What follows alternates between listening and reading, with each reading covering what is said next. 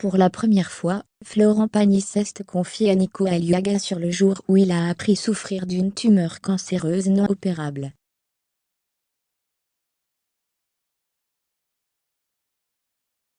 Depuis le 25 janvier dernier, l'émotion est forte autour de Florent Pagny.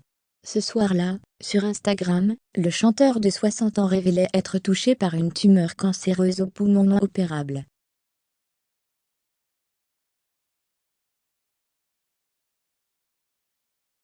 Depuis, le coach historique de The Voice a entamé un protocole médical très lourd à base de chimiothérapie et de radiothérapie.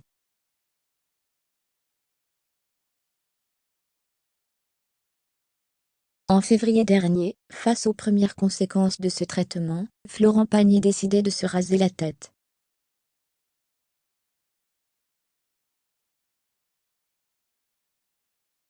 À un moment, les événements se sont précipités, et je me suis dit que j'allais abréger leur souffrance, à ses cheveux, NDLR.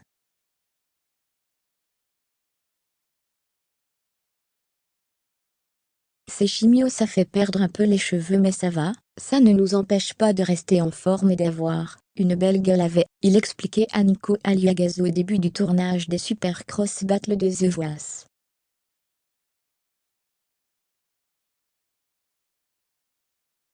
À ce moment-là, j'ai essayé de ne pas me poser trop de questions, car les réponses peuvent anéantir.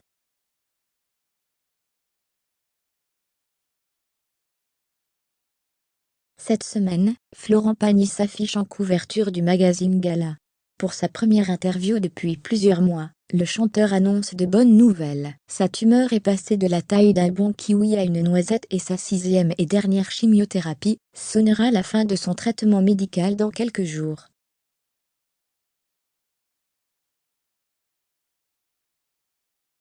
Interviewé par Nico Aliaga, Florent Pagny est revenu sur ce jour, où il a appris cette terrible nouvelle.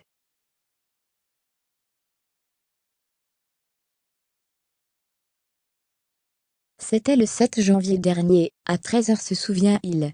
Ce jeudi-là, l'interprète de Ma liberté de penser était sur le plateau de The Voice.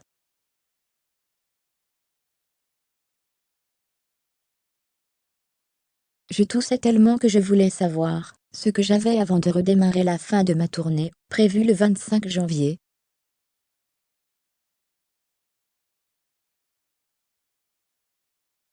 Je pensais avoir une bronchite qui allait se régler avec une prise d'antibiotiques.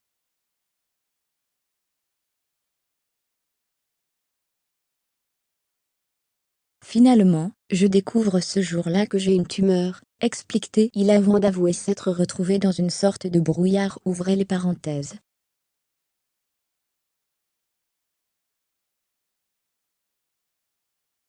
Fermez les parenthèses. Dans les heures qui ont suivi, où l'on attendait de savoir si la tumeur était opérable.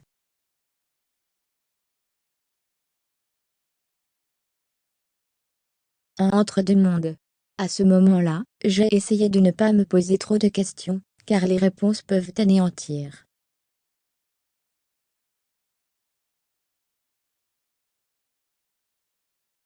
Tu ne peux pas non plus te laisser glisser dans une tristesse ou une angoisse que tu ne pourras pas contrôler.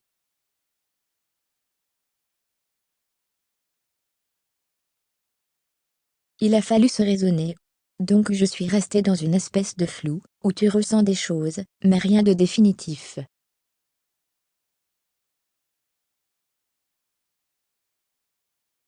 Heureusement, les nouvelles ont été bonnes, dès le lendemain pour l'auteur-compositeur.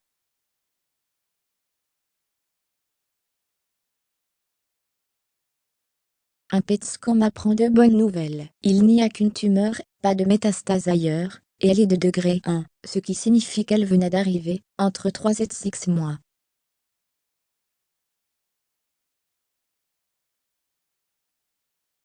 Quelques jours plus tard, une biopsie a défini la nature de ma tumeur et, hélas, elle n'est pas opérable.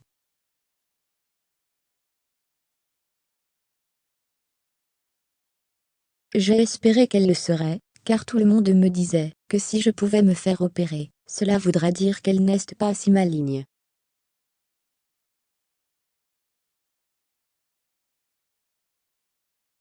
Mon mental fonctionne bien, mon énergie est à point alors qu'il s'apprête à affronter sa dernière chimiothérapie, Florent Pagny déclare sortir du tunnel.